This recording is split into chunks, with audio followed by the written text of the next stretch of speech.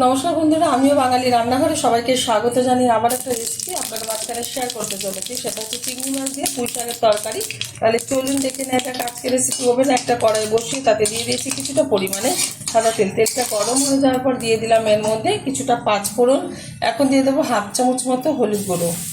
দিয়ে দিচ্ছি ধুয়ে রাখা চিংড়ি মাছ। একটু হালকা হালকা ভেজে নেবো চিংড়ি মাছটা।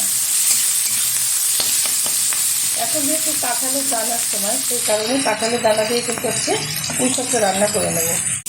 হালকাভাবে চিংড়ি মাছটা ভাজা হয়ে গেছে। এখন দিয়ে দিচ্ছি এর মধ্যে কেটে রাখা পুঁই শাক। সাথে নিয়ে নিয়েছি কাঁঠালের দানা, মিষ্টি কুমড়ো, বেগুন, টমেটো, আলু। আর দিয়ে দিয়েছি পরিমাণ মতো কাঁচা লঙ্কা। দিয়ে দিচ্ছি পরিমাণ মতো লবণ।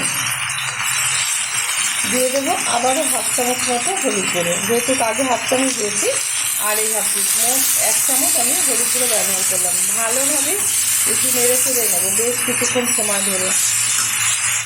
খুব ভালোভাবে বেশ কিছুক্ষণ আমি নেড়ে চেড়ে নিয়েছি। আর এই যে জল বেরোনো কিন্তু শুরু হয়ে গেছে। যত সিদ্ধ হবে তত কিন্তু সবজিটা থেকে জল বেরিয়ে আসবে।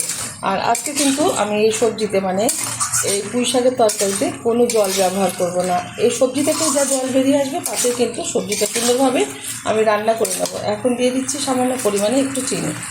স্বাদটা ভীষণ ভালো আসবে। যাদের মিষ্টিটা অপছন্দ তারা চিনিটা ব্যবহার করবেন না। হালকা আঁচে ঢেকে রান্না করে নেব 20 মিনিট। ঢেকে দিচ্ছি, ওভেনের আঁচটা লো করে দিচ্ছি। ঢাকনাটা তুলে দিচ্ছি, ওভেনের আঁচটা হাই করে দিচ্ছি। কতটা পরিমাণে কিন্তু এখনও ঝোলঝোল ভাব আছে, আর একটু টানিয়ে নেব। পুঁই শাকের তরকারিটা হয়ে গেছে। নামিয়ে গরম গরম ডাল ভাতের সাথে এটা সার্ভ করব। আপনারা অবশ্যই ট্রাই করবেন। দেখা হবে পরের ভিডিওতে নতুন কোনো রেসিপি নিয়ে। ধন্যবাদ।